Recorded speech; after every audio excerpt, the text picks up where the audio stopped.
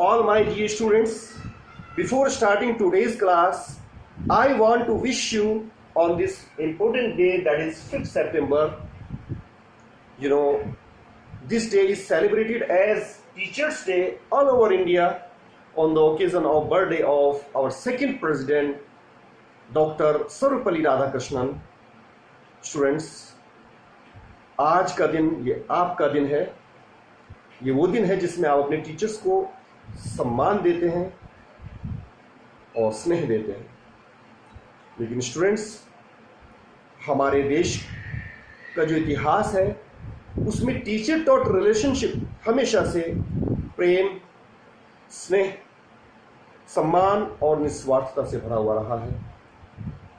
परंतु आज के इस दौर में इस रिलेशनशिप में कहीं ना कहीं गैप आ गया है, जो बहुत दुखद है. ये आशा करते हुए कि आज आप ये प्रण लेंगे कि इस रिलेशनशिप को वैसा ही रिलेशनशिप बनाएंगे जैसा कि हमारे भारतवर्ष में ये हमेशा से रहा है, और टीचर टॉट रिलेशनशिप के बीच में जो गैप है उसको कम करने की कोशिश करेंगे. स्टूडेंट्स, मैं आपको शुभकामनाएं देता हूं और मेरा आशीर्वाद आपके साथ है. और अब हम आज की अपनी क्लास शुरू करते हैं. Let's go. Yesterday the topic of correct form of verbs was going on, जिसमें मैंने आपको कुछ क्लू दिए थे कि अगर हमें हेल्पिंग वर्ब का पता चल जाए तो उसके अकॉर्डिंग हम ब्लैंक्स में मेन वर्ब इजीली भर पाएंगे. मेन वर्ब जिसकी बेसिकली 3 फॉर्म्स होती हैं, first, second and third. First form में मोस्टली ईडी लगा करके सेकंड फॉर्म बन जाती है, और सेकंड और थर्ड मोस्टली जो है वो सेम रहती हैं लेकिन डिफरेंट भी होती है.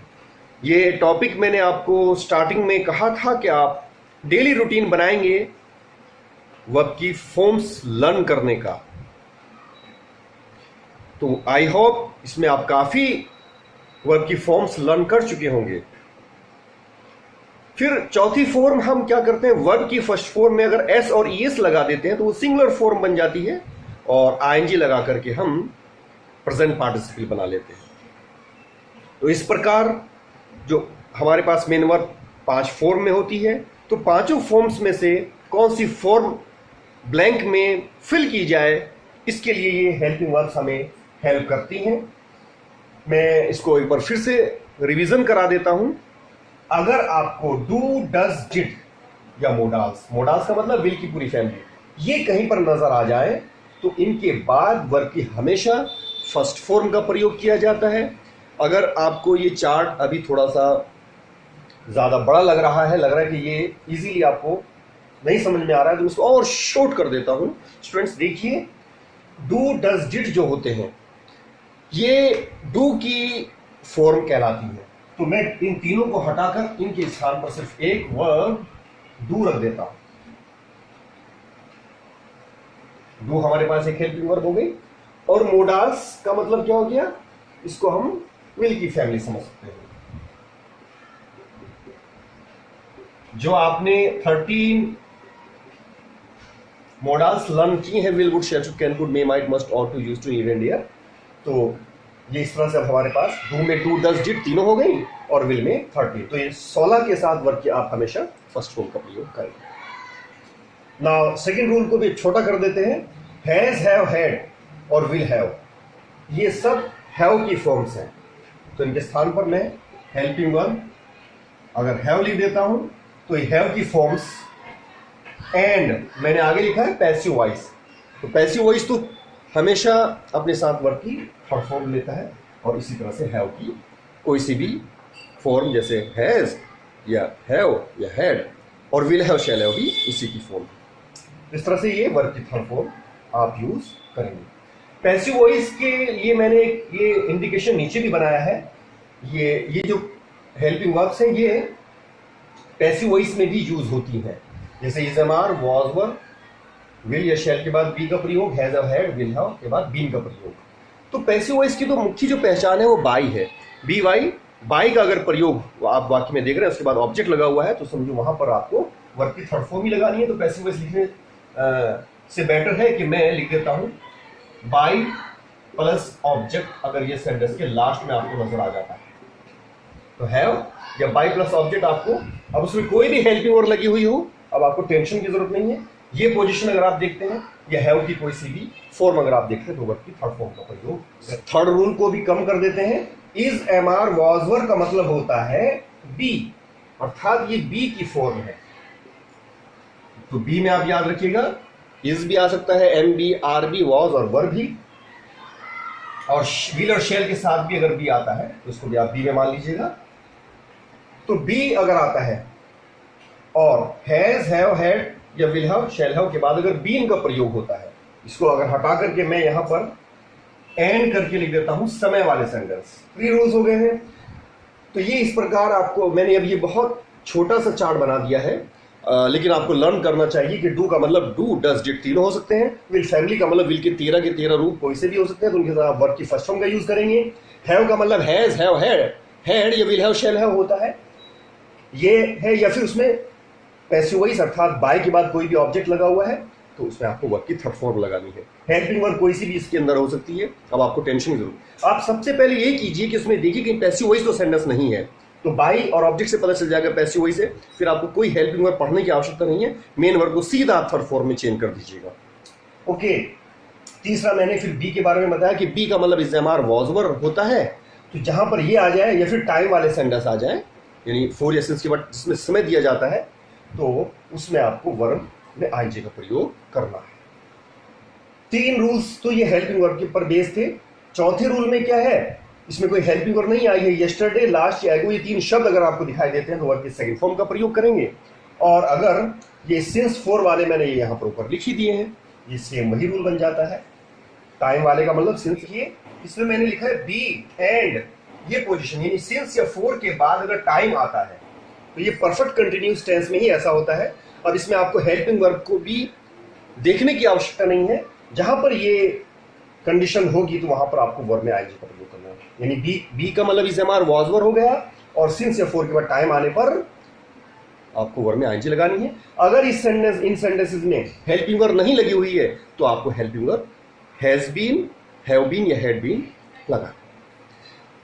बाकी स्टूडेंट आप ये अच्छे से जानते ही हैं कि डू का प्रयोग बहुवचन में और डज का एक वचन में होता है, डिड पास्ट के लिए होता है। विल और शैल का रूल ये था कि आई और बी के साथ शैल, बाकी सब के साथ विल का प्रयोग होता है।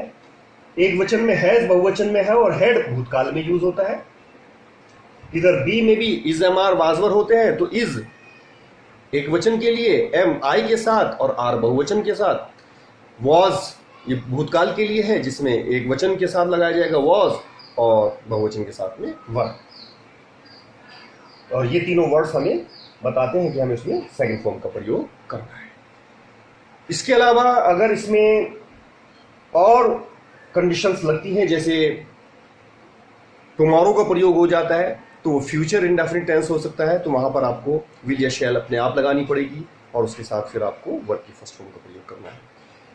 इसके अलावा आपको एक चीज और ध्यान रखनी है, जैसे मैंने बी बताया है, तो बी का मतलब is am are was were होता है। कई बार क्या होता है, हमें is am are was were में से ही ब्लैंक में भरनी होती है, तो इस चीज का भी आप अच्छे से ध्यान रखिए। स्टूडेंट्स में अब मैं आपको एक बात और बताता हूं कि अगर सेंटेंस में ये यहां पर जैसे आया था कि कोई हेल्पिंग वर्ब नहीं थी, तो हमने इन शब्दों के आधार पर सेकंड फॉर्म तो लगा दी है, लेकिन अगर और अन्य टेंस में सेंटेंस है और उसमें हमें हेल्पिंग वर्ब भी लगानी पड़ती है, तो इस तरह की जो सेंटेंसेस स्टूडेंट मैं आपको जो एक्सरसाइज करा रहा हूं, इन एग्जाम्पल्स के आधार पर आप लोगों को मैं बताता रहूंगा कि किस कंडीशन में हम कौन सी हेल्पिंग वर्ब तथा मेन वर्ब दोनों लगाएंगे। चलिए, these 5 sentences, I do not और उसके बाद ब्लैंक है टू टेम्पल। तो ब्लैंक में हमें वर्ब की फॉर्म भरनी है, वर्ब हमें दी गई है गो। अब गो की हम पांचों में से कौन सी फॉर्म भरते हैं, गो या सेकंड फॉर्म वेंट या थर्ड फॉर्म गोन। इसमें हमें एस या यस लगाना पड़ेगा या आईएनजी का प्रयोग करना है, ये हमें बताएगा यहाँ पर वो टिप्स जो मैंने आपको दिए थे। मैंने एक टिप आपको दिया था कि अगर डू, डज, डिड और विल फैमिली में से कोई आपको दिखाई देता है तो आपको वर्ब की फर्स्ट फॉर्म लिखनी है। यहाँ पर डू आ गया है और डू डज डिड तीनों नेगेटिव सेंटेंस में आते हैं या फिर इंट्रोगेटिव सेंटेंसेस में आते हैं। यानी ये सेंटेंस अगर डू से शुरू होता है, इंट्रोगेटिव जैसे टाइप होता, तो आई के स्थान पर यू भी लगा सकते हैं। डू यू, नॉट लगता है या नहीं लगता, इंट्रोगेटिव होता है ये। तो डू यू और ब्लैंक होता टू टेम्पल क्वेश्चन मार्क, तो भी हमें गो को एज इट इज ही लिखना था। तो इस प्रकार अब यहां पर हम गो के ब्लैंक में गो को एज इट इज लिखेंगे। इस तरह से हमारा पहला सेंटेंस हो गया। अगर यहां पर मैं डिड डज लिख देता हूं तो डज तभी लिखा जाएगा जब ये सिंगुलर होगा, एक वचन होगा, तो मेन वर्ब पे तो कोई फर्क नहीं पड़ेगा। और अगर डिड लिखा जाता है तो भी मेन वर्ब फर्स्ट फॉर्म में ही रहेगा। Now come to second example here, you ought to. Student, मैंने ऑट टू लिखा है जो कि मोडाल्स है, विल फैमिली में से है, तो इसमें भी हमें वर्ब की फर्स्ट फॉर्म ही एज इट इज लिखनी है। यानी ब्लैंक में हमें हेल्प को लिखना है। मीनिंग इसका क्या हो गया, यू ऑट टू, आपको चाहिए हेल्प, सहायता करना द पुअर, गरीबों की। स्टूडेंट्स, ऑट टू का मतलब चाहिए होता है, मस्ट का मतलब भी चाहिए और शुड का भी। तीनों में से कोई भी वर्ड होगा तो तीनों का तो मीनिंग सेम निकलता है। लेकिन अगर यहाँ will, would, shall, should, can, could, may, might या मस्ट या इसके अलावा नीड या डेयर, कोई सी भी मोडाल्स यहां पर दी गई होती तो हमें इस वर्ड को एज इट इज लिखना था फर्स्ट फॉर्म में ही। तो ये मैं आपको रूल ऑलरेडी बता चुका। ये आपका अफर्मेटिव है, अगर इसमें नॉट लगा हुआ होता तो भी verb, main verb as it is इसी तरह लिखी जाती। और अगर ये हेल्पिंग वर्ब शुरू में लगी होती यानी इंट्रोगेटिव होता ये, तो भी मेन वर्ब उसी तरह से लिखी जाती। Now come to third example, इसमें आप देखिए हैव लगा हुआ है। तो मैंने रूल बताया था, हैव के तीनों रूप हैज, हैव, हैड, या इनसे पहले वी या शैल लग जाता है, तो ये परफेक्ट टेंस के एग्जांपल्स होते हैं जिनमें हमें वर्ब की थर्ड फॉर्म का प्रयोग करना है। तो हैव यू एवर, विजिट की थर्ड फॉर्म होती है विजिटेड, क्या आप कभी आगरा गए हो, और यहां पे क्वेश्चन मार्क लगेगा। अगर ये अफर्मेटिव होता तो हैव यहां पर होता, नेगेटिव होता तो हैव के बाद नॉट भी लगा हुआ होता। तो इस तरह से यहां पे हमने थर्ड फॉर्म का प्रयोग किया है। Now come to fourth example, some birds are blank in the sky. Are जो है वो बी की फॉर्म है, is, am, are, was, were. तो इनमें से कोई भी हेल्पिंग वर्ब आती है तो अब हम इसमें आईएनजी का प्रयोग करेंगे। तो some birds are flying in the sky, कुछ चिड़ियाएं आकाश में उड़ रही है। Is it clear?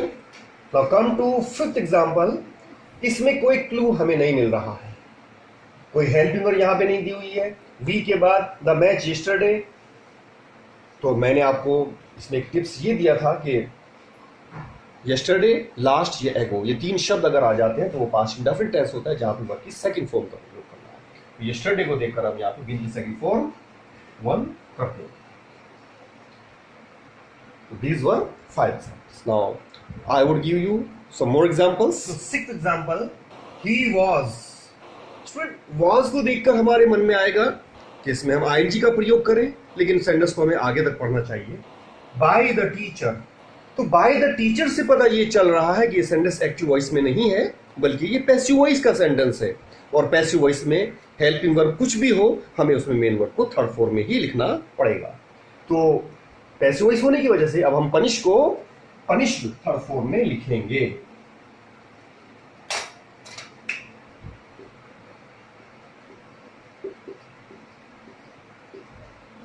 उसको गुरुजी के द्वारा सजा दी गई।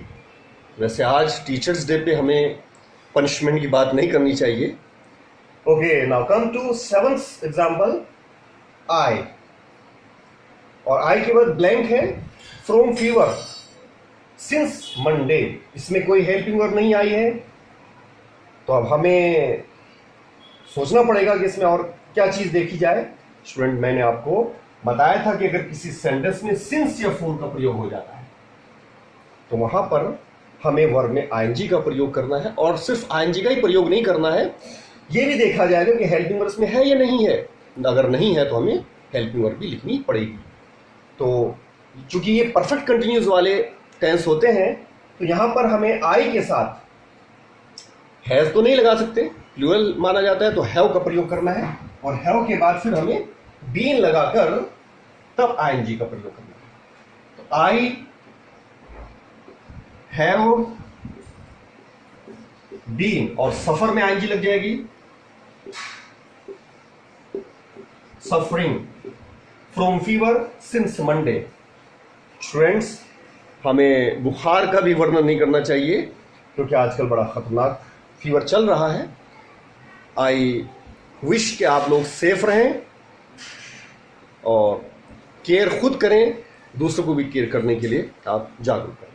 हाँ, तो लेकिन ये सेंटेंस जो आप लिखते हैं अक्सर एप्लीकेशंस में लिखते हैं, जो आप एप्लीकेशन लिखते हैं छुट्टी के लिए, तो सेंटेंस यही होता है I have been suffering from fever since Monday. अगर यहाँ पर आप टाइम जो है वो पीरियड में देना चाहते हैं, 1 दिन से, 2 दिन से, 3 दिन से, तो फिर यहाँ 4 लगाएंगे आप, फॉर 3 days, फॉर 2 days, इस तरह से। Okay, now come to last example for today, soul, आत्मा। उसके बाद इमोर्टल लिखा गया है और यहाँ पे बी, मैंने आपको बी के 5 फॉर्म बताए थे, is, am, are, was, were. तो यहाँ पे अब हमें उन 5 में से कोई भी एक वर्ड भरना है। यहाँ पे हम एक तरह से हेल्पिंग वर्ब ही भर रहे हैं। पहले सेंटेंस का सही आपको सेंस देखना है। सोल मीन्स आत्मा, इमोर्टल मीन्स अमर। तो आत्मा अमर थी कहना तो सही नहीं है, तो यहाँ पे वॉज या वर तो लगेगा ही नहीं। आत्मा अमर है। अब है के लिए हमारे पास 3 बस होते हैं, इज, एम, आर। एम हमेशा आई के साथ लगता है, तो या तो इज लगेगा या आर। और सोल यहाँ पर सिंगुलर है, तो सिंगुलर के साथ में इज का प्रयोग करना है। इस तरह से स्टूडेंट आपको थोड़ा सा सोच करके तब ब्लैंक को फिल करना है, इसमें आप जल्दबाजी ना करें। तो इस तरह से आज मैंने आपको एग्जाम्पल्स दे करके बताया कि वर्ब की कौन सी फॉर्म किस तरह से भरी जाएगी। अभी मैं आपको नेक्स्ट टर्न पर इसमें और एग्जाम्पल्स दूंगा और जो डिफिकल्ट सेंटेंसेस कई बार आ जाते हैं उन पर भी आपको प्रैक्टिस कराऊंगा। For today, see you next, all the very best.